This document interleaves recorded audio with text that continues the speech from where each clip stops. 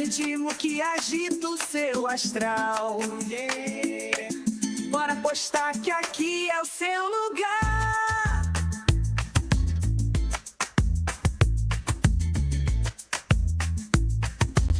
Papauá na rede, vem comigo, vem postar. Vem. Compartilhamentos e muita curtição, seu like não pode parar.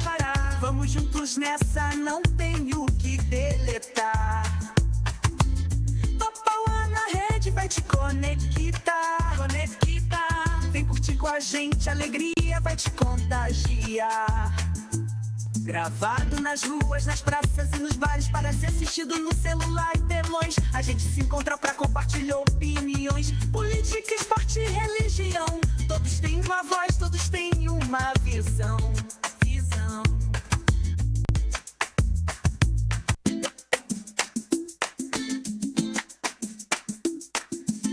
Papauá na rede já vai começar.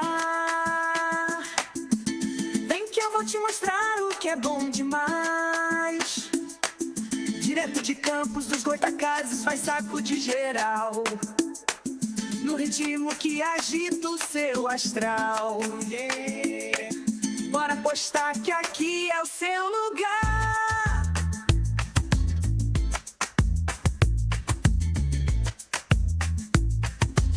Papauá na rede, vem comigo, vem postar. Vem. Compartilhamentos e muita curtição, seu like não pode parar. Vamos juntos nessa, não tenho que deletar. Papauá na rede vai te conectar. Vem curtir com a gente, alegria vai te contagiar. Gravado nas ruas, nas praças e nos bares, para ser assistido no celular e telões. A gente se encontra pra compartilhar opiniões. Política, esporte e religião. Todos têm uma voz, todos têm uma visão.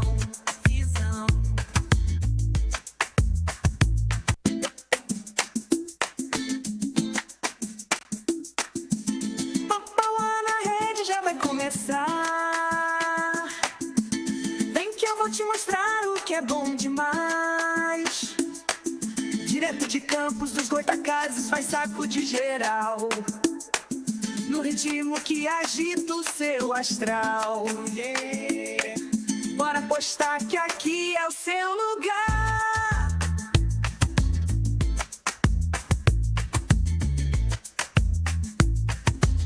Papauá na rede, vem comigo, vem postar. Vem.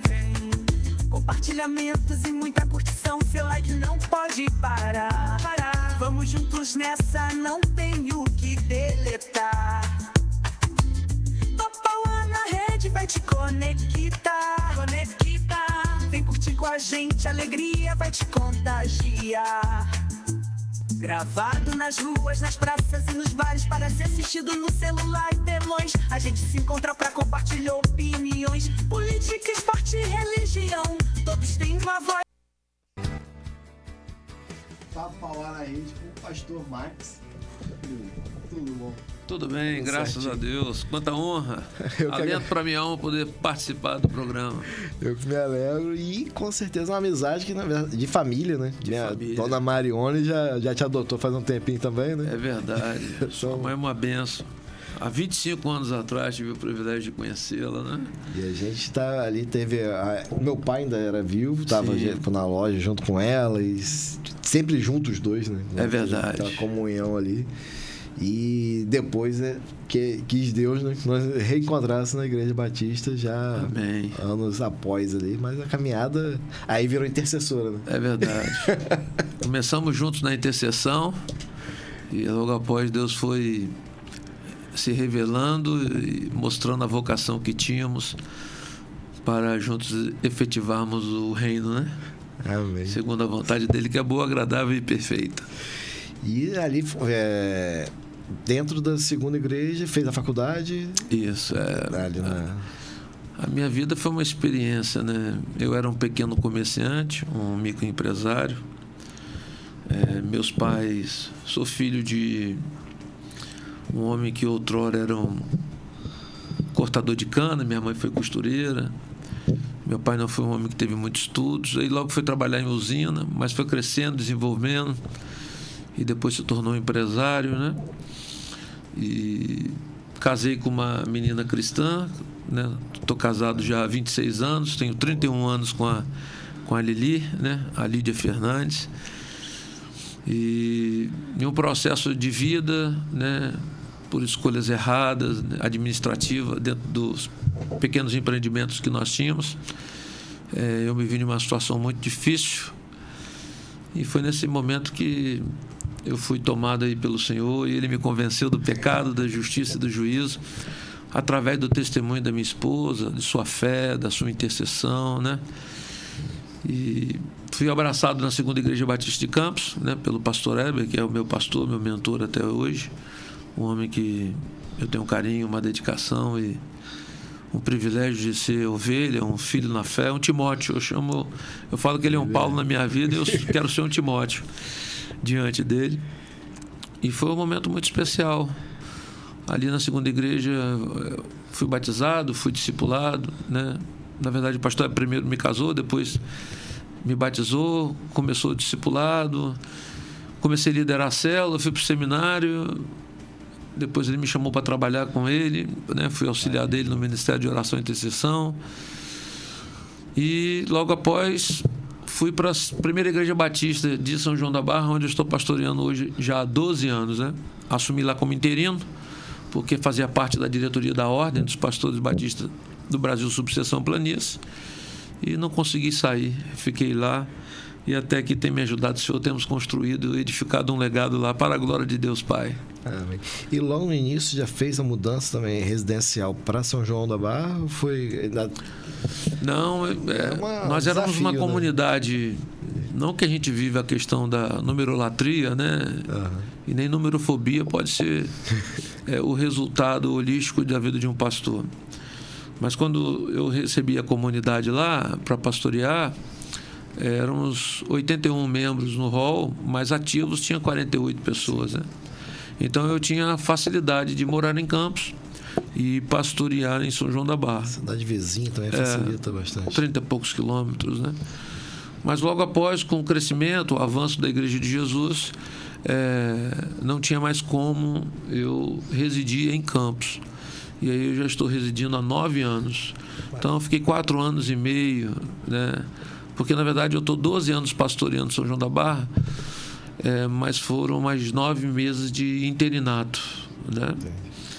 E aí fui morar lá e fui acolhido pela cidade, recebi o título de cidadão são-joanense. E a cidade tem me amado, apesar do pecador que sou. E lá tem uma vantagem muito grande, que é a qualidade de vida de quem mora próximo, né, em área litorânea, praia, literalmente, também agrada bastante. É verdade. Amo Campos, né? É minha terra. Mas quando eu saio de São João da Barra e fico alguns dias em Campos, perdão, eu sinto saudade. Um lugar que a gente se acostuma, né? É diferente. Sim. É uma cultura diferente, né? É um povo diferente. Não que Campos também não seja uma bênção, né? Mas eu fui acolhido e me sinto bem lá. E a forma que Deus constrói as coisas, foi o desenvolvimento de São João da Barra também coincide com esse período, né? Comunga ali, na verdade. Sim. Com esse período dos últimos 12 anos. Dos últimos 12 anos. Isso é bom, porque também motiva sempre o pessoal também da própria comunidade. E Deus nos abençoou, né? muito como igreja lá, né? A primeira Igreja Batista em São João da Barra se tornou uma igreja emergente, relevante e atuante, além das 4 paredes, né? Sim. Vamos dizer assim. Hoje nós temos o privilégio de fato, avançar diante da sociedade, respeitando os seus princípios, os seus valores, mas anunciando, pregando e lutando para testemunhar os princípios e os valores do reino. A vida de Jesus em nós, né? Amém. Hoje já tem membros já de outros países também, porque a gente vê que a questão do porto lá acaba atraindo moradores também de outras culturas, né? É verdade. Nós temos, assim, muitas pessoas chegam a São João da Barra e residem lá porque trabalham no porto. Mas geralmente esses estrangeiros eles vêm para cumprir contratos. Sim. Então tem um prazo determinado, 1 ano, 6 meses, 2, né? Então eles residem o tempo do contrato e geralmente essas multinacionais os enviam para outra cidade, outro país, outros projetos.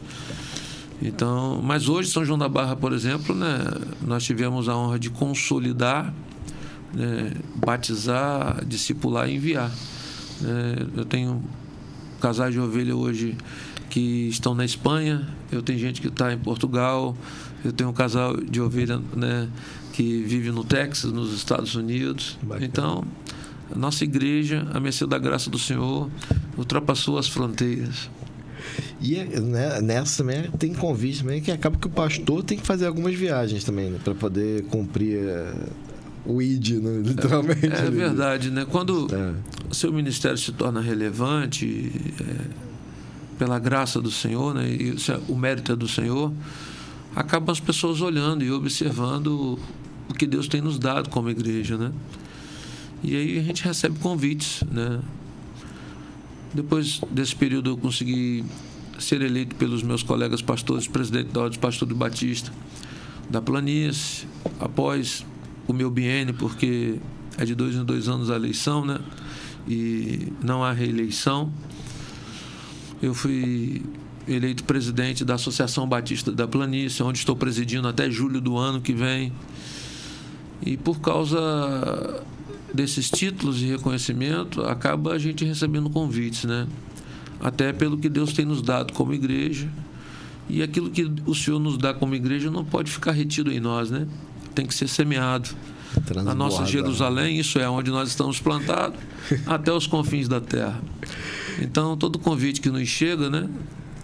E a gente ora, entende de Deus, e há possibilidade, sem negligenciar a igreja que nós estamos pastoreando, nós temos o privilégio de ir. Os irmãos têm tido misericórdia de mim. E agora, voltando à questão, que a gente fala do chamado, né? Que a pessoa, as perguntas, mas quando foi o chamado? Quando que é?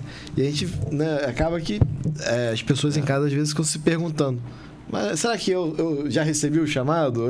Né, como que é essa vocação, né? Quando eu cheguei à segunda igreja, eu entrei na segunda igreja 5 anos após ter casado, né?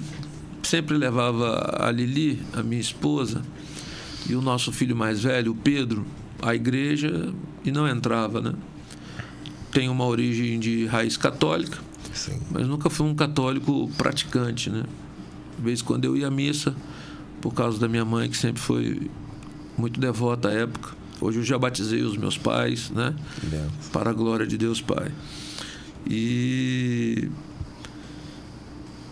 no momento mais difícil da minha vida, né, empresarialmente, né, onde eu naufraguei, foi no momento da dor mesmo que, através da oração da Lili, minha esposa, o seu testemunho, gerando em mim perseverança, né, esperança, né, pregando a palavra, né, e enquanto eu estava fraco, abatido, eu vi que na fraqueza da minha esposa, mesmo diante das dores que nós passávamos, eu vi um poder nela, uma força nela. E um dia ela falou: Max, o Deus que eu vivo e prego, ele aperfeiçoou o seu poder na fraqueza. Então, na verdade, quando eu estou fraca, diante de tudo que nós estamos passando, essa força que você vê em mim não vem de mim, vem de Deus. Então, as atitudes da minha esposa foram me levando a uma reflexão. Até quando eu já não tinha mais fôlego de prosseguir, foi o dia que eu pedi para ele me levar à igreja, né? Então, muitas vezes eu fechava o último comércio que tinha e sentava em uma mesa sozinho e tomava meia garrafa de uísque. Mas aquilo era para afogar as minhas mágoas, né? Porque existia uma frustração dentro de mim de fracasso, né? Mas eu gosto da forma de Cristo, às vezes, permitir a gente exercer e viver algumas coisas, para nós descobrirmos o quanto nós somos dependentes dele. E sem ele nada podemos fazer. Afinal, né, João 14,6 diz que ele é o caminho, a verdade e a vida. E sempre afirmo que eu descobri aquele que é o caminho para os meus pés, a verdade que me liberta e a vida que me proporciona a vida eterna. E eu me lembro muitas vezes que eu chegava a casa, às vezes 11 horas, 11h45, né? E quando eu entrava, a minha esposa estava de joelhos, orando. E quando ela me abraçava, ela falava: obrigado, Senhor. O Senhor trouxe Max para casa, esse homem íntegro, reto, justo, temente ao Senhor. E tudo que ela falava, eu não era.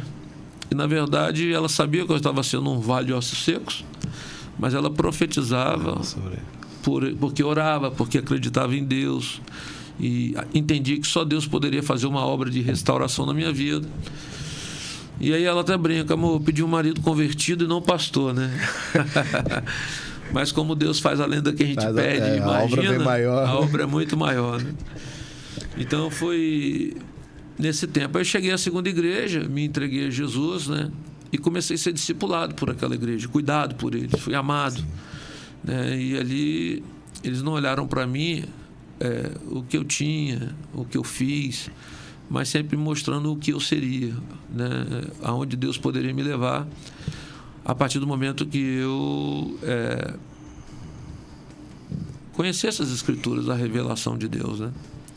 E aí fui parar em uma célula, né? Eu tinha um casal de líder, o Flávio, o brasileiro, e a Adriana, por sinais, pessoas que a gente não tem uma convivência, mas eu tenho muito carinho e respeito, porque cuidaram de mim e da minha esposa, e eles entenderam de Deus sair da igreja à época para ir para uma nova comunidade. E aí o pastor me pediu para ficar naquela célula até chegar um novo líder. E aí eu comecei liderando, e ali eu fui descobrindo a minha vocação, né? Então foi tudo muito rápido na minha vida. Eu me converti e com menos de 2 anos eu já estava no seminário. E o meu seminário foi aquele presencial, né, na Colégio Faculdade Batista Fluminense. Que é uma escola de profeta, à época, presencialmente. E com 3 anos antes de terminar, o pastor Hebe já me chamou para trabalhar com ele. E quando eu entendi a vocação, o chamado de Deus, quem almeja isso, almeja uma grande obra, mas eu tive muito medo e temor. Eu não queria. Então a minha palavra para Deus foi: empurra-me. Vai. E logo após eu fui descobrir, porque isso é uma verdade, porque tem muita gente que deslumbra a vocação. E tem muita gente que quer a vocação e Deus não o vocacionou. E acaba se frustrando. Eu tenho a compreensão, isso é algo do meu coração, né? Quando eu papiro as Escrituras, eu observo que, por exemplo, quando Deus chamou Moisés, né? Ele disse não praticamente, né? Eu sou gago. Quando chamou Josué, eu sou jovem, não sei falar. Jeremias, né? E tantos outros, né? Então, esse chamado nos treme, nos faz tremer, nos faz dizer não, né? Mas eu acredito, e é uma frase que eu sempre digo, e já preguei para os meus pastores amigos, né? Deus não errou quando nos vocacionou, né?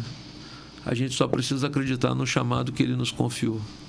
E quanto mais a gente diz não, a gente retrocede a vida, e no final a gente vai entender que nós seremos aquilo que o Senhor sonhou que sejamos. E aí até brinco. Às vezes eu falo para minhas ovelhas: aprende uma coisa, Deus quer tirar você de você mesmo para apresentar você ou você que Ele criou. É muito você de uma frase. Sim. Mas essa é uma grande realidade, né? E é bem isso, né? Que é bem Deus isso. Busca da gente, é verdade, que a gente seja quem Ele criou, com de certeza, fato. Né? Com certeza. E às vezes a mão do homem a gente tenta ajeitar. Não, vou fazer dessa forma, vou fazer, seja mudança, né, de cidade ou de emprego, de projetos de vida. Mas quando papai tem um projeto pra gente, uma hora ele vai puxar para perto, né, para o coração. Então, eu ia quando menino, 16, 17, 18, 19 anos, a São João da Barra, né, para estar ali veraneando, para curtir o carnaval da época, né? E nunca me imaginaria que seria pastor na primeira igreja batista de São João da Barra e teria um rebanho hoje abençoado. Coisas de Deus, né? E eu vejo que Deus escolhe homens improváveis, né? Às vezes tem pessoas que residem em Campos ou até outras cidades próximas e estão lá. Agora com a ponte vai ter um fluxo. Eu tenho diversas diferente. famílias de Campos que estão conosco e pessoal da região ali dos distritos, né? Sim. É uma benção. E eu com essa, né? De ser uma cidade muito próxima, estreita os laços cada vez mais, É verdade. né, das pessoas. É verdade. E muitos campistas, pelo menos décadas atrás, tinham essa questão da casa de veraneio. Sim. E aí acaba que tem não, vou lá pra ver a casa, aproveito e fico mais um pouquinho, domingo tô lá de manhã ou à noite, né? Por exemplo, o meu período de férias familiar, né? Todo pastor tira um mês de férias. Nós tiramos no mês de julho, meado de julho ao meado de agosto. Por quê?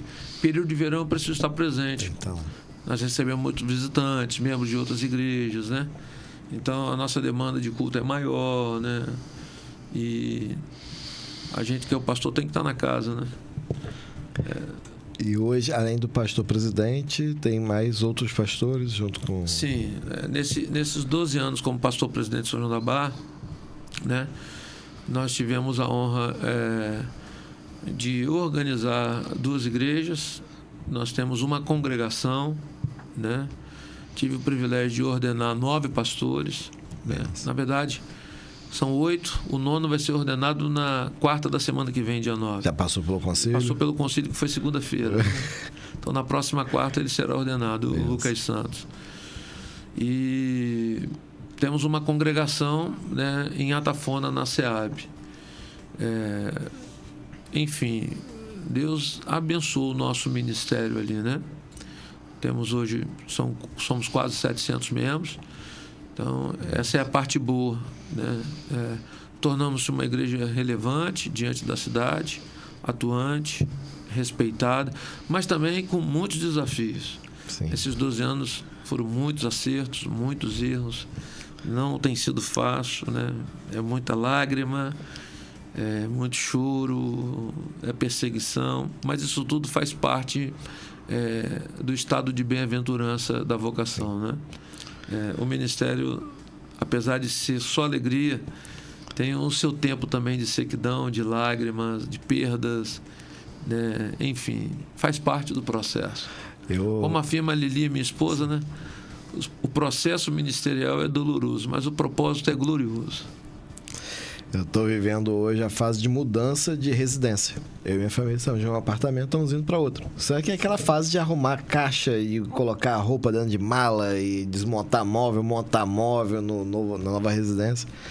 Aí eu estava analisando e falei, mas toda mudança, o que vai motivar realmente é o propósito do conforto, né, que você vai buscar na sequência. É verdade. E por mais que seja dolorido essa parte muscular, né, nesse tempo, mas todo crescimento também tem suas dores, né? E a gente vê isso no dia a dia, em todos os segmentos. Mas na hora que vai pro físico, você pega, realmente dói e fica com... naquele momento ali. Só que depois, quando você vê Deus começando a organizar a casa, o lar tá... as pessoas ali tão bem, né? Entre elas e tudo mais, eu acho que isso é o que mais importa. É verdade. Às vezes um colchonete hoje, mas sabendo que tá num lugar que tá com a família, né? Como que são essas mudanças, né? Porque você falou, nos últimos 9 anos, mudar para São João de fato, né? Em residência e tal. Mas quando recebeu o desafio lá 12 anos atrás, foi tipo... foi uma mudança de vida radical. Por quê? Eu fui gerado em uma igreja que tinha toda a estrutura. A Segunda Igreja Batista de Campos, né, é uma igreja muito estruturada. Sim. E eu louvo a Deus pelo privilégio de ter sido gerado ali. Porque para quem é vocacionado, viver no ministério da Segunda Igreja à época, e sobre o ministério do pastor Heber, um homem que tinha e tem muita experiência, né, foi presidente da Ordem dos Pastores Batistas do Brasil, da Convenção Batista Brasileira, né? É um mentor. Então, tinha um grande colegiado, né? Um grande staff de trabalho. E ali você via de tudo, você tinha muita experiência. Então, você vivia o estudo e, ao mesmo tempo, estava imerso na prática. Sim. Então, você observava e absorvia muitas coisas. Então, quando eu saí dali e fui para uma comunidade pequena, que tinha a estrutura da palavra, do amor à obra, era uma igreja intercessora, mas não tinha, de fato, uma visão clara e uma missão estabelecida, né? Ela tinha valores, mas missão e visão estabelecida não existiam, né? Apesar da igreja saber a missão que tinha. Foi algo muito especial, mas ao mesmo tempo eu não tinha estrutura nenhuma, tinha que construir tudo, né? E na verdade desfazer algumas coisas para reconstruí-las e construir o novo. Sim. Os 3 primeiros anos não foram muito fáceis, né?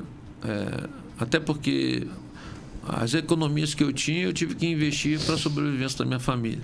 Mas nesse período dos 3 anos, eu vi os cuidados do Senhor, né? Por exemplo, eu tenho um casal que me deixou morar numa casa deles em Atafona durante 1 ano. E uma casa que eu não vou conseguir tê-la. Então, nessa casa eu não pagava água, eu não pagava luz. Muitas vezes eles abasteciam o final de semana da casa. Tinha um rapaz que limpava a piscina, dava faxina na casa de uma senhora. Só que naquele processo de 1 ano eu falei assim, eu preciso sair daqui porque os meus filhos estavam acostumando com um padrão de vida que eu não poderia lhes dar. Mas eu entendi que naquele tempo foi um cuidado de Deus, né? Durante 2 anos, essa família também pagava o plano de saúde meu e da minha família. Teve outros irmãos que na época das escolas das crianças, ele nos dava o material escolar. Então foram muitos sinais das evidências de Deus. E no crescimento da igreja, Deus foi me abençoando, a igreja foi crescendo. Impressionante. Com 3 anos de ministério que a igreja conseguiu me dar um honorário que eu poderia, de fato, dar uma vida básica à minha família, aqueles irmãos pararam de me abençoar. Não porque eles quiseram parar, porque foi o tempo de Deus. Sim. A bênção já estava estabelecida. É você aprender a viver na dependência de Deus. Então, todo aniversário meu de ministério, que eu faço de 6 anos, momentos especiais, tem pessoas marcantes na minha vida que eu convido para estar lá, porque eles fizeram parte daquela história. E nós precisamos honrar a história, né? Quem não honra a manjedoura que tem, os amigos que te deram a mão ali, né, vai errar lá na frente, né? O prelúdio da honra é a gratidão, né? Então nós precisamos ser gratos, né? E aí hoje, graças a Deus, eu tenho uma igreja estabilizada, eu tenho mais de 4 pastores que trabalham comigo, cooperando diretamente no trabalho, uma liderança abençoada. Temos dificuldades? Temos lutas, temos grandes desafios, mas são nesses momentos difíceis, né, que Deus extrai de nós, em nós, a capacidade que nós temos de superar, né? E é na prova que nós somos aprovados, né? E é bom demais saber que mesmo que no mundo primeiro a gente faz a prova para depois ser aprovado. Sim. Não é verdade? Claro. Já no reino de Deus é diferente, né? A gente passa pela prova para depois ser aprovado. E de fato saber que todo cuidado já foi programado por Deus antes da gente conhecer o desafio. Ele já sabe como nela, né? Não dormitará o guarda de Israel, né? Ele nos guarda, ele é fiel.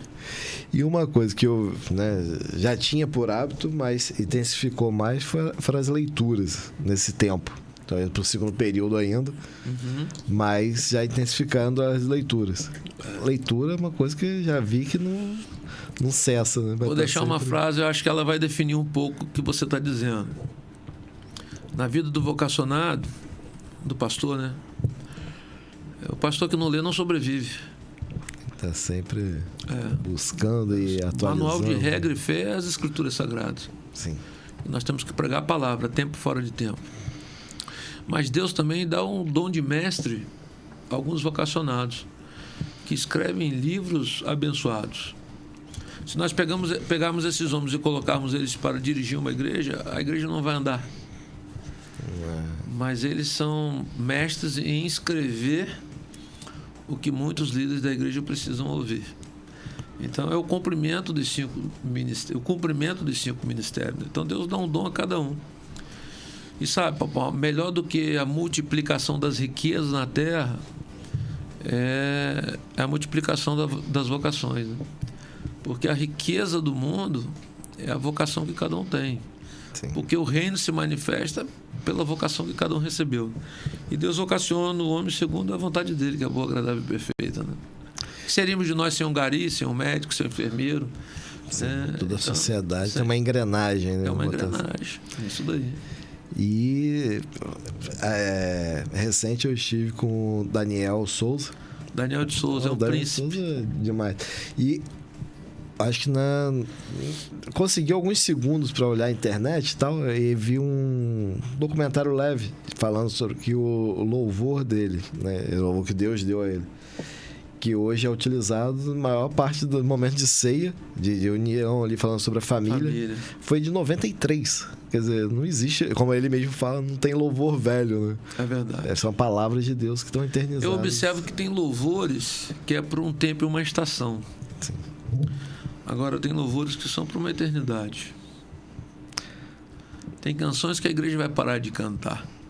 Foi para aquele tempo, né? Para aquela estação. Tem louvores que eles são eternos. Fica. Né? Até Jesus voltar, a igreja vai cantar. E a gente vê... Daniel é um dos caras que eu respeito e admiro. Né? Ele, o Asaf Borba, né? Que é o pai na fé do Daniel, né? O pastor Fernandinho, a Nívia Soares, são pessoas relevantes. Sim.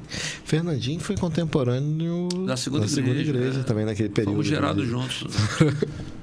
Fomos gerados juntos. E Fernandinho recente teve também lá em São João da Barra. No meu aniversário agora de ministério, 12 anos, 14 de abril, o Fernandinho esteve conosco lá e nós fizemos um culto junto, ele ministrou e ali estava o povo. Eu anunciei para São João da Barra só no dia, que foi numa segunda-feira, porque se eu anunciasse antes, né, a nossa igreja não caberia, né? Então eu tive que montar uma estrutura do lado de fora com mais 300 cadeiras. Enfim, então foi uma segunda-feira gloriosa, um presente que Deus nos deu como igreja. Ter um amigo, o irmão, o pastor Fernandinho, a Paula, com toda a sua família lá, né, que cantou com a Mariá. Então foi especial. É graça de Deus sobre as nossas vidas. E ter os filhos caminhando junto é um privilégio. É um privilégio. E eu vejo ali, tanto caminhando né, da forma de família, mas musicalmente também eles têm o talento também já compartilhado. É o DNA, né? Já está no DNA. É o DNA, né? Essa veia, né? E hoje, os seus são... Tá. Eu tenho um filho de 24 anos, né? O Pedro. Tem a esposa dele, a Darla, e tem uma netinha chamada Sara, que tem 3 anos. Tem o Caleb, com 19, e tem a Estherzinha, de 12 anos. Temos 3 filhos. Cadinha bem... De 7 anos. Já tá... E eles também na caminhada... Essa é minha família. O meu filho mais velho... ele não está firme, está afastado, né? Daqui a pouquinho. Já o Caleb e a Esté estão firmes no Senhor. Mas o meu mais velho é do Senhor, é o tempo dele, né? Eu fico... O tempo de crise que todo homem passa. Conversando com o pastor Heber, ele fala do Leandro, que não passou pelo concílio. Aí eu falei, não, mas calma aí que a gente vai fazer junto. É tudo no tempo. Tudo no tempo de Deus, e com certeza ele tem um propósito bem maior do que os nossos, né? E hoje Mas a minha casa, toda ela serve ao Senhor. Isso é uma alegria para mim, né? Através da sabedoria que Deus deu à minha esposa, que tem um berço, né? Aliás, quando um homem ou uma mulher se converte no lar, todo lar se rende ao Senhor, né? E uma é uma promessa. Mensagens fortes dessa tarde é com relação à mulher sábia que edifica o lar, né? É verdade. Eu encontrei a minha. Também. Tive esse cuidado.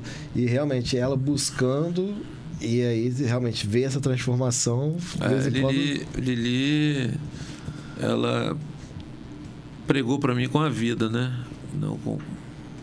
Só para o irmão ter uma noção, um dos momentos muito marcantes da nossa história foi, como eu tinha uma condiçãozinha financeira razoável na época do nosso namoro e noivado, eu sempre gostei de dar a ela alguns adereços, pulseirinhas, um anel, né? E aí, no ápice da minha luta, eu penhorei essas joias e perdi. E aí, quando eu recebi uma carta, nós já estávamos casados, que eu tinha perdido essas joias, fui entregar a carta para ela, me sentindo muito humilhado, e ela me abraçou. Eu estava sentado na poltrona, ela ficou de pé, eu coloquei a minha cabeça diante do seu abdômen, né? Ela pôs as mãos sobre minha cabeça e falou assim: marido, nós não perdemos as joias. E eu, sem entender, falei assim: você tirou as joias do leilão, né? Ela falou assim: não, eu não perdi as joias, a única joia que eu tenho é a aliança que está no meu dedo e a família que você me deu. Então, perde-se as joias, mas nós temos de maior valor a família. Então, eram essas atitudes que me mostrou o que é ser um cristão, na alegria ou na tristeza, no muito, no pouco, né? Na escassez, né? Ou na fartura. E ele foi me ensinando isso. E foram 3 anos de desafios, né? Quando eu naufraguei empresarialmente, mas logo após esse período, em 2 anos, Deus restituiu nossa vida e nos deu além do que nós tínhamos. Então, hoje eu sou um homem bem-aventurado, bem-sucedido, porque tenho um Senhor, né? É isso. Sem trocadilho, Jesus é o melhor remédio, né? Sem trocadilho com aquela época. Jesus é tudo, né? Acho que o tudo sem Jesus é nada, e o nada sem Jesus, e o nada com Jesus é tudo, né? Ele é tudo que nós temos. E a família realmente dá um gás a mais ali. Quando tá todo mundo realmente junto ali, né? E de fato você... Eu tenho alguns amigos que falam assim: Marcos, às vezes você expõe muito o seu passado, a sua vida. Eu falei: o que vai ser do homem sem o seu testemunho para dar, né? As pessoas precisam saber de fato de onde Deus nos tirou, né? E aonde Deus está nos colocando. Então é um desafio. É a gente compreender o tempo e a estação, né? Sim. E não sair debaixo das mãos do Senhor, né? É isso daí. E eu vejo muito... tem o público hoje aqui no Papauá na Rede, tá tanto pelo Spotify, tem o próprio YouTube, Facebook, Instagram, mas também pela rede Aurora nós temos algumas provedores de TV a cabo que, com certeza, tem muitos homens que estão vivendo esse Max, né, de 20 e poucos anos atrás. É verdade. E realmente sabendo que Deus pode ter tem um propósito para todo mundo, né? Aliás, basta cada qual. Aliás, eu também quero até pedir perdão, porque nós começamos o programa, eu não saudeio, né, os seus ouvintes, né, as pessoas que estão linkadas conosco aí ao vivo. Deus abençoe a sua vida e a sua casa. Me perdoe aí pela falta de sensibilidade de cumprimentá-los, né? Isso aqui faz parte, né? Faz parte. E a internet, realmente, esse formato de podcast hoje muda bastante. Você falou algo muito interessante, sabe? Às vezes as pessoas falam assim: não tem mais jeito para minha vida. É no ambiente do improvável que tudo pode se tornar provável a partir do momento que eu entrego o domínio da minha vida a Jesus. Jesus é aquele que diz assim: vinde a mim todos vós que estáis cansados, oprimidos e sobrecarregados, e eu, o teu Senhor, vos aliviarei. Né? Então, é um convite de Jesus. Ele é aquele que nos diz assim: eu sou o caminho, a verdade e a vida. Ele é aquele que nos diz: as aflições do tempo presente não se comparam com a glória que há de ser revelada.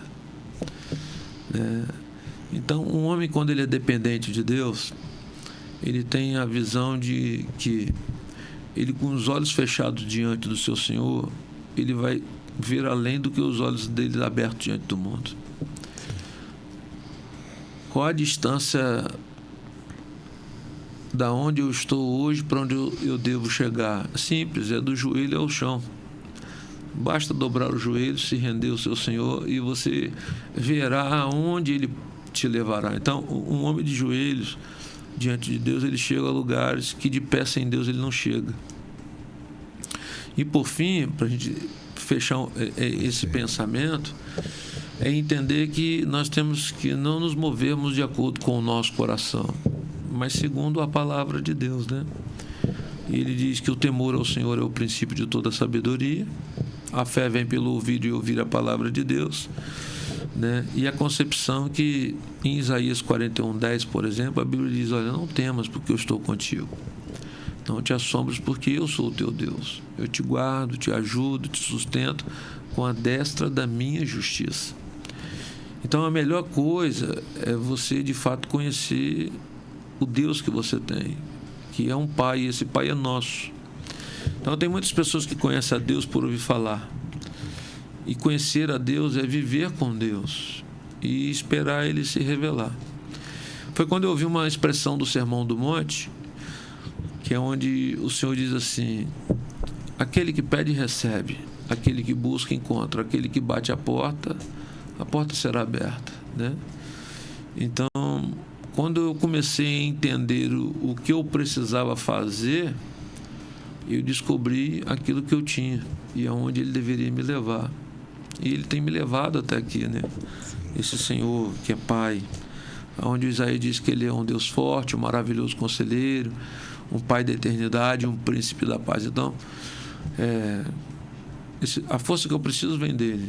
Viver em estado de maravilha é com Ele. Ter a eternidade é com Ele, né? E ser sábio é só Ele que pode me dar. Então, quando eu descobri isso, eu vi que, por mais que o homem possa estar em um lugar tão profundo, para você que me escuta agora, achando que já não tem mais soluções para a sua vida em determinadas áreas, é nesse momento, é nesse lugar de impossibilidade, é esse lugar profundo, é essa cisterna, esse vale, esse cárcere, essa tempestade que você vive, é nesse lugar que Deus quer manifestar a sua glória, porque toda possibilidade humana cabe a nós. Agora, toda impossibilidade está na mão daquele que é o Deus do impossível, né, papá? Sim. Então, é esse sentimento que nós precisamos ter. Então, quando a Bíblia diz assim: buscar-me-eis e me achareis quando me buscar de todo o vosso coração, eu só preciso isso, depositar meu coração. E é por isso, por fim, né, que o pastor, quando começa a falar, não para, né? Isso é benção, Ele é aquele que diz assim: ó, eis que estou à porta e bato. Se você abrir a porta do seu coração, eu entrarei, né, sentarei e cearei contigo. Então, Deus tem uma mesa para todo aquele que quer o receber e permite ele sentar. E quando ele fala, eu descubro o filho que eu sou a partir do que ele é. É isso. Isso tudo. Tudo isso. E de fato é uma caminhada que depende só do nosso querer de estar com Deus, né? O convite é feito todos os dias, né? Agora nós precisamos, né? Ter a sabedoria de ser o menor, né? É verdade. Porque no reino do mundo, né? Porque no mundo jaz o maligno, né? Sim. O grande é aquele que tem o título, o grande é aquele que tem a coroa, o grande é aquele que tem o poder, o grande é aquele que tem muitos servos, destaque, subalternos, né? Tem um diploma, tem uma sigla antes do nome, sim, né? Tem um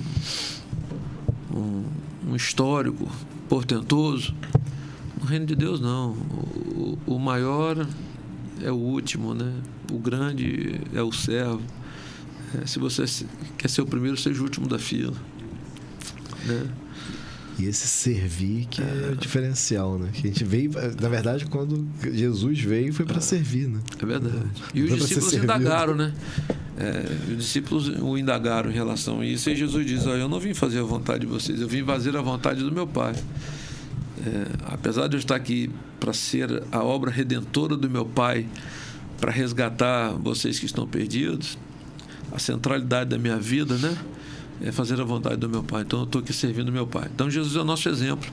Se Ele é aquele que desceu da glória, tirou a coroa de rei, né, e tomou a coroa de espinhos e carregou a nossa cruz e morreu a nossa morte, Ele é o nosso exemplo, né? Então, é seguir a Jesus. Para mim é a melhor coisa que eu encontrei na minha vida, e peço que Ele cuide de mim todos os dias, apesar do pecador miserável que eu sou.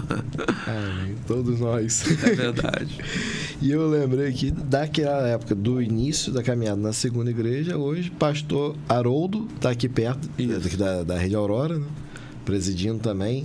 O pastor Carlos Magalhães está lá na pecuária. Todos nós que trabalhamos com o pastor Heber, é impressionante, né? O legado do pastor Heber é algo impressionante, né? Todo homem tem o seu erro, tem os seus acertos, né? Sim. Eu aprendi com meu pai, que era um homem que não tinha muito estudo. Ele falava assim: meu filho, os nossos erros precisam ser os nossos melhores mestres. Errar é humano, mas o erro te faz grande. Agora, permanecer no erro é viver na tolice. Então, quando nós olhamos para o pastor Heber, quando o irmão olha para mim, eu posso olhar para você, quanto mais íntimo nós nos tornamos, nós conhecemos a vulnerabilidade uns dos outros. Sim. Nós não somos perfeitos. Até porque o apóstolo Paulo, parafraseando aos Filipenses, capítulo 1, verso 6, ele disse: estou certo que aquele que começou em nós a boa obra vai nos aperfeiçoar até o grande dia, o dia de Cristo Jesus. Então, até a obra final, que é o dia da glorificação, nós estamos em um processo de aperfeiçoamento, em processo de santificação, né? Mas quando eu olho para a estrutura ministerial do pastor Heber, né, um homem que deixou um grande legado, ainda constrói um grande legado, né? Já está de volta no nosso meio, e todos aqueles que trabalharam com o pastor Heber, sendo parte do seu staff de trabalho, seus pastores auxiliares, né?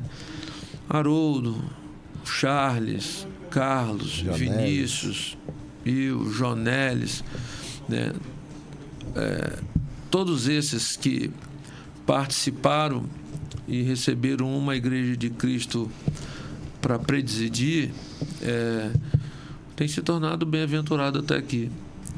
Eu acredito, porque esta bênção do Senhor está sobre nós, mas acredito porque Deus nos permitiu sermos gerados diante de uma grande liderança, né? Sim. Então, é um privilégio hoje ver esses colegas sendo relevantes, emergentes, bíblicos e uma voz de Deus diante da sociedade. E fazendo parte da mesma geração, né? É verdade. Inclusive, Com grandes desafios. também. Porque nós ouvimos, né? Nas nossas reuniões de discipulado, nós ouvimos, né? O nosso pastor falou assim: eu não sei o que vai ser pastoreado daqui a 10 anos. E hoje eu percebo isso, o que nos foi ensinado há 10, 15 anos atrás, né? Porque hoje as pessoas já não têm mais temor, não tem mais reverência, já não estão se submetendo aos pais, automaticamente não se submetem aos professores, não submetem-se a lideranças eclesiásticas, né? As pessoas se tornaram muito individualistas, né? E, na verdade, no contexto de comunidade, tanto na família, na faculdade, no ambiente de trabalho, na igreja, sempre vai ter divergências, né? Mas a gente precisa convergir o nosso coração ao propósito da missão. Sim. De sermos um, em uma só fé, em um só batismo, em um só amor, em um só propósito, para a glória do Senhor. Então, esse é o nosso desafio. Então, quando nós vivemos em comunidade e olhamos para o nosso eu, o que nós pensamos ou o que nós queremos, nós perdemos esse privilégio dessa missão de coletividade, né? De sermos um para a glória de Deus Pai, né? Essa é a nossa luta. Eu acho que esse é o maior desafio nosso hoje, né? E hoje, para reunir todos os que começaram, em concílio, né? Que encontra, e alguns eventos fora do... Cada um tem sua agenda, né? E é complicado. Mas, de vez em quando, nós nos reunimos com o nosso pastor, né? Por exemplo, o Charles, o Carlos, o Haroldo, o Siqueirinho, eu, o Vinícius, o pastor Josias. De 3 em 3 meses a gente se reúne e a gente almoça junto com o pastor Heber, e ali a gente tem o nosso tempo de mesa e nós sempre contamos as mesmas histórias e saímos de lá felizes e renovados. Porque é isso, né? Essa aliança, essa paternidade que foi gerada em nós e esse ambiente de comunhão, isso não pode ser destruído, né? Aqui, as divergências teológicas não podem nos dividir do céu. Porque eu tenho uma confirmação, né? Um dia nós vamos ter que dividir o céu com quem a gente às vezes não quer dividir o púlpito nem o banco da igreja. Tem isso. E só com o pastor Haroldo não dá para combinar para assistir jogo, né? Haroldo é sofredor. Deus vai completar essa obra nele ainda. E hoje, dessa turma, teve algum que... Da turma que eu digo, com relação ao crescimento ter sido no mesmo tempo, né? Nesses últimos, vamos botar aí, 15, 20 anos. Sim. Eles... alguns saíram da cidade, acho que a maioria ficou... Não, só o Vinícius está fora, né? Que é o famoso Vinicinho, né? O Vinícius está fazendo um trabalho excelente lá em Quissamana, Igreja Batista de Todos os Povos, né? Somos contemporâneos. Tem vários colegas de campus que estão em outros lugares, né? Tem o pastor Seniel também, que está no Joca, mas tem o pastor Alonso Colares, né? Que foi para Anápolis, né? No Goiás. Então, tem várias pessoas aí. E a Igreja Batista, eu sempre gosto de falar com relação à instituição, porque é uma instituição já internacional, na verdade. Sim. Mas te dá um amparo quando você faz parte de uma família do porte que é a Igreja Batista, de forma nacional. Eu vejo quando eu vou, às vezes, até mesmo a casa da minha irmã, que ela é da Igreja Batista Itacuruçá. Isso. E às vezes eu acho que eu só estou continuando a minha saída, na época que era da segunda igreja, hoje estou na terceira. É o pastor Israel Belo de Azevedo. Isso. Baita pregador. Parece que eu estou em casa. Mesma forma de comunicar, os mesmos traços, né, que eu vejo de pastor Heber aqui. Eu acho que foi aluno, inclusive. Acho que o pastor Heber já falou que chegou a ser aluno de pastor Belo Israel. Aí a gente vê quando faz parte de uma família e está no mesmo pensamento, a ideia é que a estrutura continua, né? Com certeza. Dentro dessa... Com certeza. relação. Nós não pregamos uma denominação, né? Nós pregamos a Cristo. Mas temos a denominação como estrutura de organização. Sim. Né? Com princípios, valores que são inegociáveis para nós. Então, sempre honrando a nossa missão, a nossa visão e os nossos valores. Porque tudo aquilo que não é organizado corre o risco de ser desorganizado, né? Em si. Então, ser batista, para mim, é muito especial. É muito especial. E dentro dessa...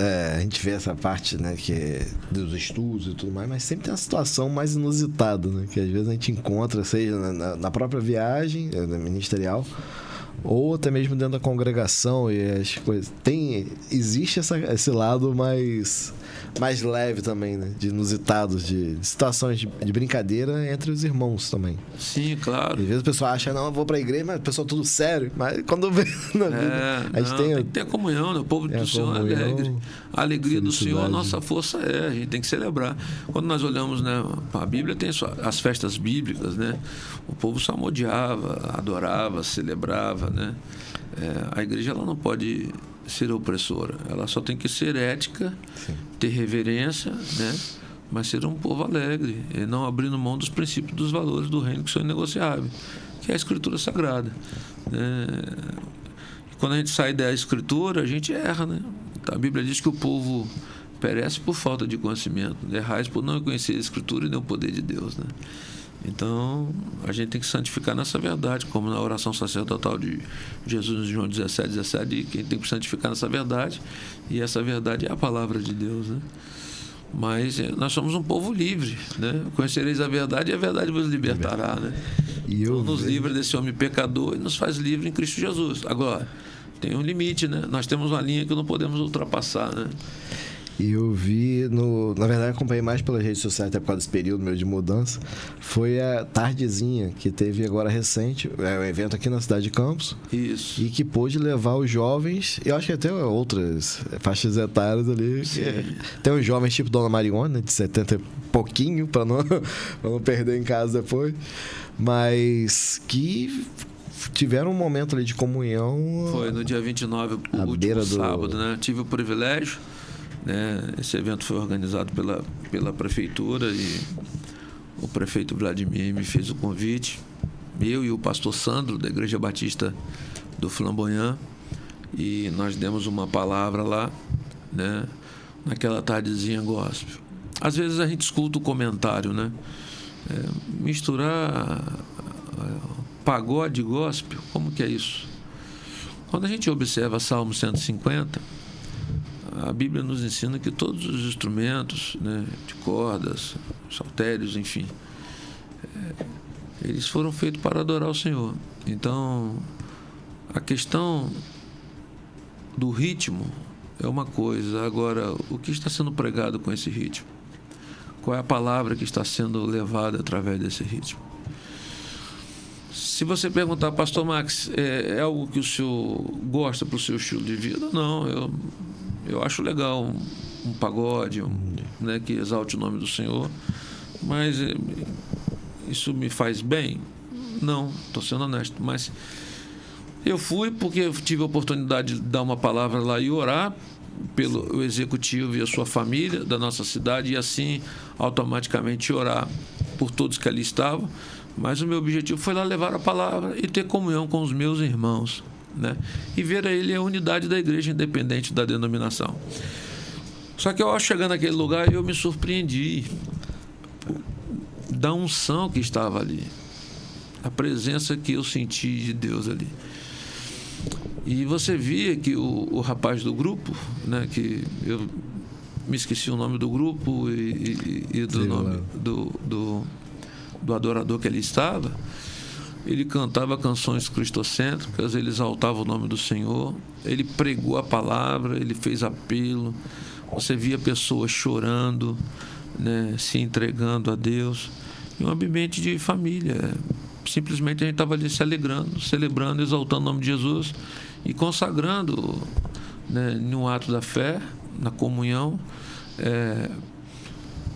o nome de Jesus, e consagrando a nossa cidade ao Senhor, né? Feliz é a nação cujo Deus é o Senhor, né? E a Bíblia diz: orai pela paz da vossa cidade, porque através da sua paz vós tereis paz. Então, eu, ao lado do pastor Sandro Reis, né, que é outro homem também que é relevante, é um homem sério na nossa cidade, que tem um ministério abençoador, implantador de igrejas, nós fomos ali dar a bênção, levar a palavra do Senhor, orar pelo povo e ver o povo ali sem bebidas, sem drogas, celebrando Jesus e vivendo uma tardinhazinha, apesar das pessoas falar gospel, não, mas um momento de família, né, cantando canções que exaltam o Senhor. E no final nós vimos ali lágrimas, arrependimento e pessoas chorando aos pés do Senhor. E a Bíblia diz que Deus ama a comunhão do seu povo. É o que o salmista diz: ó, quão bom e suave é que os irmãos vivam em união. E foi muito especial. Fiquei muito feliz e parabenizar aí a iniciativa do Adora Campos, né, por aquele momento. Esperar que outros bairros também, né, sejam contemplados. Impressionante. Assim, sou campista, nunca tive no cais ali. E o entardecer ali é lindo. Isso aí, fica o convite. E quando a ponte acende, a ponte tem umas luzes, né? É lindo. Eu não conhecia. Vale a pena ir uma tarde ali no cais com a família e ver o pôr do sol de Campos, que é bem interessante.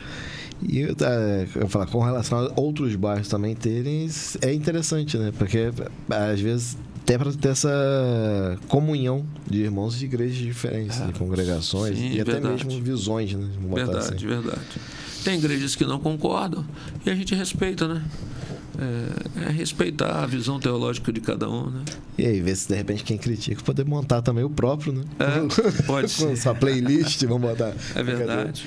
Mas óbvio que como você falou, né? A ideia maior realmente é que as pessoas estejam ali em comunhão e levando Cristo, levando Deus a palavra, né, de Deus. Nós como igreja precisamos reconhecer que o Estado é laico, né? E eu acho que a fé ela não imposta, ela é apresentada, né? A religião não é uma inquirição, mas é uma apresentação, é um convite de eternidade. Jesus passou, por exemplo, diante dos discípulos e falou: vem comigo. Se nenhum deles quisesse ir, iam ficar para trás, né? Não é pela força, é pelo amor, né? Eu lembro que vamos botar aí uns 20 anos atrás, a Oficina G3 chegou a fazer uma apresentação, acho que Rock in Rio. Sim. E algumas pessoas criticavam naquela época. É verdade. E estavam lá, estavam ministrando louvor no ritmo que eles escolheram e no local que talvez... a Oficina G3 nessa época do rock Era. Né? Isso é a década de 80 para 90, né? E o rock no Brasil era muito forte. Você vê, Deus levanta a Oficina G3, pessoas do rock que se converteram a Jesus, e quantas vidas eles ganharam para Jesus através daquele estilo. Sim. Muito louco de ser aos olhos daqueles que são mais egocêntricos, vamos dizer assim, né? Então, essa múltipla forma do Senhor mover a sua igreja para a evangelização do mundo é muito interessante, né? E aqui nós temos nosso grupo Hagios, né? Que continua. Essa década também quase avançou com os Condesp e abençoou o Brasil, né? Campos é um celeiro, né? O grupo Hagios, o Fernandinho, vários pregadores, né? Lá na nossa igreja tem um ministério que se destacou, o Ciassalte, né? Nós temos um canal no YouTube com 1.100.000 inscritos. Benção, né? Perfeito. Então, os meninos também tiveram uma oportunidade. Então, Deus tem abençoado. Nós somos agraciados pelo Senhor. E como falar internet, como que foi aquele período ali que a gente viveu de 2021, né, de pandemia ali até 20, aliás, perdão, de 20 a 22 mais ou menos ali, que foi a pandemia, que foi de recluso, né, fazer online. Sim. E aí ficou realmente a pandemia mais, foi algo interessante porque ninguém viveu isso como igreja. Então, foi uma adaptação e uma novidade de vida que todos nós não conhecíamos. E ali tínhamos que nos adaptarmos, né? E aí eu vou dizer pela nossa igreja. Eu entendi de Deus que eu deveria estar com o meu louvor, né, nos cultos. Então, no período de pandemia, que as igrejas fecharam, né, você pode visitar o site da nossa igreja. Eu fiz todos os cultos de quarta e domingo com o pessoal da minha técnica trabalhando, com 4 irmãos no louvor e eu pregando 40 minutos. Tinha online pelo canal do YouTube 10 pessoas. No domingo à noite que eu tinha lá 100 e poucas pessoas. Na quarta e no domingo, né, pela manhã, 10, 20, 30. Era um número muito pequeno. Mas eu não parei. Entendi de Deus, porque ele viu muitos colegas e foi a visão que Deus deu a eles para a época, e nada contra isso, né? Que gravavam vídeos e na hora do culto botava aquele vídeo lá, né? Não, eu entendi de Deus que deveria fazer assim. Impressionante. Nós ganhamos almas pelo YouTube, a nossa arrecadação aumentou, nós fizemos obras, né, dentro desse tempo, e Deus superabundou. Então foi graça. E eu fui contrair o Covid depois que passou o processo das pessoas estarem recolhidas, né? E de fato foi... Perdi 2 ovelhas, né, queridas nesse processo, né?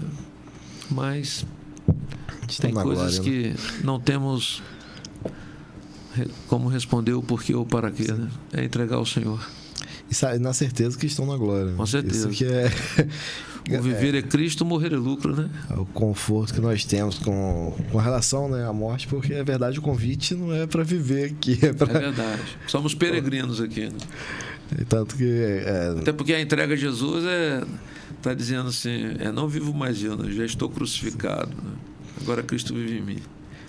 E saber que essas pessoas também, certamente, elas levaram a palavra em algum momento de suas vidas e abençoaram outras vidas também. O diácono Ebinho, quando a enfermeira disse para ele que ele iria ser entubado, a enfermeira dá esse testemunho, a Luciana, sua esposa, né? Sua esposa ou alguém da família, não me lembro, mas esse relato chegou a mim. Que ele falou assim, eu tenho certeza que eu não volto, e falou para a enfermeira que Deus abençoe a sua vida, e deixou um abraço para a família, e de fato o Ebinho não voltou, né? Então perdi uma intercessora, né, uma pessoa muito especial, que era a irmã Beth, era líder do Ministério das Débora da nossa igreja, era aquela irmã que entrava no meu gabinete, orava por mim, levava livro de presente para mim, né? Me mandava sempre mensagem motivacional, né? A sua filha hoje e a sua netas e netos são minhas ovelhas. Então, são pessoas que marcaram, né, a nossa vida. Sim. Foi um tempo difícil para todos nós, né? Sim. E ali a gente vivia, realmente, às vezes... Eu tive por 2 vezes, né, os reflexos da Covid, vamos botar assim. E aí ficava aquela coisa, o pessoal... Você olhava grupo de WhatsApp, as notícias eram bem delicadas, né? Que sempre falava alguma coisa falando sobre o falecimento de alguém e tal, e falando que o motivo era aquele que você estava vivendo. Sim, é verdade. Aí eu ficava, vamos ler alguma coisa? Vamos pegar conteúdo, vamos buscar, e realmente para edificar. Se a gente ficar olhando para a diversidade, é pior, né? É verdade. Aí eu falei, vamos buscar em Deus, vamos caminhar e saber como, né, realmente usar esse tempo para algo que vai acrescentar e não verdade. Amedrontar, né? Então, Deus nos legal. capacita, né? Quando nós não sabemos o que fazer, Ele sabe, né? Basta orarmos. É isso. O Hernandes Dias Lopes diz uma frase extraordinária: que a oração é a insuficiência humana aproximando-se da suficiência divina. Em outras palavras, quando você, meu irmão, que está aqui linkado, nos ouvindo, vai ouvir posteriormente, né, esse bate-papo entre amigos, ora, e aí a sua vida vai ser descortinada, né? A porta que precisa ser fechada será fechada, e a porta que precisa ser aberta, ela será aberta. Eu sou testemunho disso. Você falou agora com relação ao projeto Déboras. E Isso. É poderosíssimo, é uma ferramenta. Déboras é um projeto de uma irmã também que foi para a glória, né? Foi gerado na igreja presbiteriana, né? Na 8ª de BH, do pastor Jeremias Pereira, a ex-esposa dele. E esse ministério se ramificou, né, para o mundo, né? O que é o Ministério Déboras, pastor Marcos? É mães de joelhos, filhos de pé. São mães que oram pelos seus filhos, tanto os biológicos quanto os adotivos e os filhos espirituais, né? Filhos que já não têm mais mãe e elas oram e intercedem pela vida deles, né? E oração de mãe tem poder, hein? Aliás, a Bíblia diz que a oração do justo tem muito poder. E hoje, com os jovens, também tem o projeto específico lá em São João da Barra hoje. Como é que está essa caminhada com os jovens hoje? Hoje nós somos uma igreja que nós temos bastante jovens, né? E Deus tem nos abençoado lá. Nós temos os congressos que nós fazemos e também temos o nosso culto que a gente chama de atmosfera jovem, né? Que nós realizamos aí de 2 em 2 meses, né? Com a célula. Mas é um grande desafio hoje pastorear jovens, né? A juventude hoje, ela já acha dona de si, né? Ela mal se converte, ela acha que tem visão e conhecimento de igreja. Enfim, as redes sociais que têm desconstruído, fritado a mente das crianças, né? Levado ao engano. Então, é um tempo de muito desafio. São muitos desafios que nós temos no pastoreio. Mas nós temos os impactos de rua, que a gente chama de Impacto Brilharei, alguns projetos nas escolas, nos asilos, no asilo da cidade, né? Na casa de passagem, um projeto de ação social, né? Com assistência social a moradores de rua, a famílias que são assistidas, né? Nós temos projetos de implantação missionária de igrejas, né? Tudo dentro da nossa capacidade. Hoje mesmo nós estamos recebendo lá em Campos de Volta uma missionária que nós enviamos para Portugal, para os lugares onde o evangelho ainda não foi alcançado, ficou lá 60 dias, a missionária Larissa, uma jovem que se apaixonou por missões e está nesse nascedouro ainda, né? E a igreja tem que investir, semear para a glória de Deus Pai. Então, estamos lá avançando naquilo que podemos, que Deus tem nos dado. E a nova geração, eu vi que os kids agora há pouco tiveram o impacto radical. Impacto radical. Isso. Nós fizemos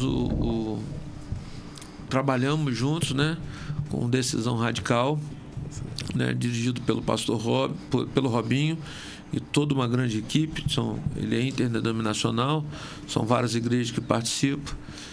E essa primeira edição aconteceu até no sítio da terceira Igreja Batista de Campos, né, e nós ajudamos na implantação, né? A primeira Igreja Batista esteve presente, levando diversas crianças e jovens, adolescentes, adultos como colaboradores para a implantação.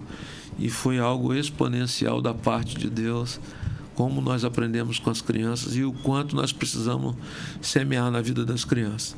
E quero deixar um alerta, né? Porque essa é a compreensão que eu tenho. Quando a gente vê a igreja, observa a família, até a nossa vida pessoal, a gente não pode fazer uma reflexão: como eu vou vencer esse ano? O que eu tenho de projeto para esse ano? Acho que a gente tem que pensar uma década à frente. E, infelizmente, né, muitos da nossa geração, tratando-se de jovens e adolescentes, eles se perderam. E se nós queremos, como igreja, ter jovens capacitados, blindados, revestidos, né, instrumentalizados para enfrentar as guerras da época, né, nós temos, como igreja, investir muito hoje nas crianças. É a base. É a base. Se nós não investirmos na base, nós corremos risco de termos uma juventude menos preparada do que as que estão hoje. Eu lembro que na nossa geração, a gente basicamente mesmo a idade aqui perto, que a nossa geração a gente ouvia que a criança era o futuro do amanhã. E com o tempo, depois dos anos 90, essa frase foi meio que se apagando ali. E realmente, o futuro do amanhã está através das crianças, né? São os nossos desafios. Eu estou buscando aqui no telefone, nós fizemos hoje uma postagem a respeito das crianças e eu fiz um texto pequenininho que eu queria ler para os irmãos, que diz assim: nossas crianças, a alegria da igreja, o futuro da liderança, né? Elas não são apenas o amanhã da igreja, elas já são parte viva do que Deus está fazendo hoje. Com seus corações puros, suas orações sinceras e sua fé contagiante, aprendem e crescem no caminho do Senhor. Cremos que os líderes do futuro estão sendo formados agora, nos cultos infantis, nas escolas bíblicas, nos momentos de louvor e ensino. E que nunca nos falte, como igreja, né, a responsabilidade de cuidar, ensinar e inspirar essa geração a amar a Deus com tudo que tem e sobre todas as coisas. Amém. Essa é a verdade, né? E hoje a gente, né, por algum tempo, digo até mesmo com relação às lideranças, não da igreja, mas da sociedade. Isso. Perderam um pouco o foco das crianças, deixaram, como a gente falou, com relação ao celular, deixou aberto para explorações de outras naturezas, né? E saber que ela que é o futuro, realmente, né? E você falou, é o presente. É verdade. Na verdade, está além do futuro. É a realidade da nossa sociedade. Isso é uma obra do inimigo. Por quê? Se você observar, qual a maior instituição que Deus edificou? A família. Sim. E a igreja é constituída de quê? De famílias, né? Então, a bênção do Senhor está, a comunhão está estabelecida, onde há unidade, a glória de Deus resplandece. Então, tudo que o inimigo quer é descentralizar a família e automaticamente a igreja, porque a família, ela é a célula madre da sociedade. Então, quando a família vai bem, a sociedade é bem-aventurada. Mas quando você tem uma família disfuncional, a sociedade se torna desequilibrada. Então, Deus uniu homem e mulher para um propósito: crescei-vos, multiplicai-vos, dominai-vos, né? Então, quando Deus edifica a sua igreja, a responsabilidade, Paulo diz isso de forma enfática, para sermos um só corpo, né? E um só Senhor, um só batismo, uma só fé e um só amor, né? Porque nós somos essa geração eleita, né? Os sacerdotes santos, né? Esse povo conquistado por um alto preço. Então, o inimigo, ele vem para matar, para roubar e para destruir. Ele quer dividir, enquanto o Senhor veio para nos unir e sermos a família de Deus diante da terra, né?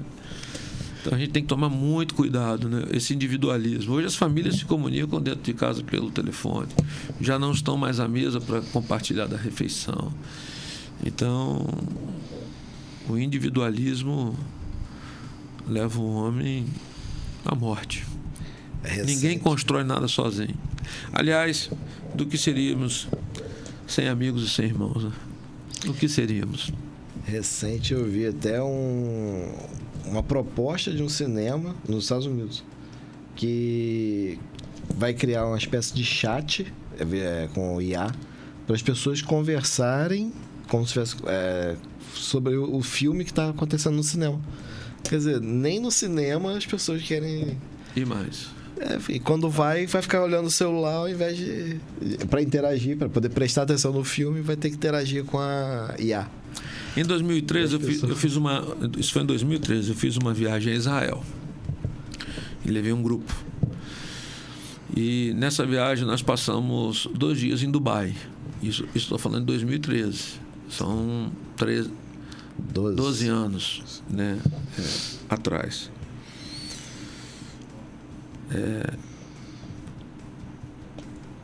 O metrô já era totalmente automatizado. Aeroporto, táxi, né? Então, essa tecnologia, ela está chegando de forma mais tardia no Brasil. Mas, por exemplo, nós estamos vendo hoje várias agências de banco fechando. Sim. Hoje você já, em alguns bancos, você pode ir lá para você ter um atendimento, mas você já não saca mais espécies. Você tem que fazer uma programação de 5 dias. Os pagamentos são todos online. Então, na minha cidade mesmo, eu soube que agora nesse mês, né, o Bradesco e o Santander vão fechar. Então, eu só vou ter na cidade hoje Caixa Econômica, Itaú e Banco do Brasil. Um banco particular e os outros 2 privados. Então, a tendência do IA, né, dessa inteligência artificial, a cada dia mais tirar do homem a vocação que ele tem e instrumentalizar em mecanismo o dom que Deus deu ao homem para que atrofiar o homem e destruir a humanidade. Isso é terrível.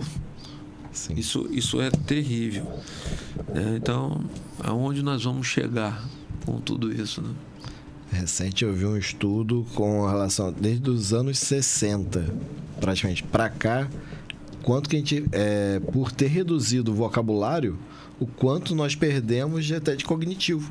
Sim. Para poder você realmente ter resposta, às vezes fica um negócio muito preciso, porque o vocabulário ficou curto. E aí as pessoas também não se ampliam para poder ter novos conhecimentos, né? Com vocabulário curto. E o livro... Em cada 10 brasileiros hoje, 9 estão presos à tela virtual. E quando você passa as imagens ali, seja no Facebook, Instagram, no Google, onde você estiver pesquisando, são diversas e milhões de informações que estão sendo mentalizadas no seu cérebro. Então, as pessoas estão fritando o cérebro. Índices de TDAH e etc. tem aumentado, as pessoas não sabem. E autolaudo, né? Que às vezes... É proveniente disso, né? O borderline que tem crescido na vida de muitos líderes, de muitas pessoas. Então, a gente precisa rever muitos conceitos de vida, destruí-los para a gente mudar o nosso contexto de humanidade. Sim. Nós estamos em guerra. Precisamos entender as guerras que estamos vivendo, né? É um desafio. A vida é um desafio. Mas estar em Cristo Jesus é uma bênção. E é o que nos fortalece, né? Cada manhã saber que aquele dia já foi preparado por Ele. É verdade. As misericórdias do Senhor se renovam todas as manhãs. Todas as manhãs. Isso é especial demais, né? Com certeza. Quem já conseguiu, já chegou às 5h30, né? Eu acredito que já deu já, o horário. 17h32. Isso. E agradecer imensamente, com certeza. Vão estar mais vezes juntos. Amém. Para mim vai ser um privilégio. Cada vez mais esses laços e fortalecer também em Cristo. Aprender bastante. Amém. E usar o podcast Papo lá na Rede como ferramenta realmente para evangelizar. Né? Evangelizar e refletirmos mais um pouquinho sobre o mundo e olhar para a humanidade, né? Com E certeza. saber que Deus nos ama, nos chama e Ele tem uma grande obra para nós. Obrigado pelo convite. Agradeço. Né? Deus abençoe, em nome de Jesus, a todos nós. E precisando desse servo, apesar do pobre pecador que sou, eis-me aqui a servi-los. Bom, amém. Agradeço demais. E com certeza o carinho é de família, né? Como eu já falei. E é uma bênção estar podendo ter a oportunidade, né? De a gente estar comungando e caminhando juntos. Amém. Amém. Amém. Deus abençoe a todos. Graça e paz. Valeu.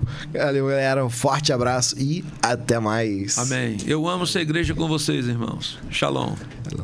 Amém. Obrigadão. Vai sacudir geral, no ritmo que agita o seu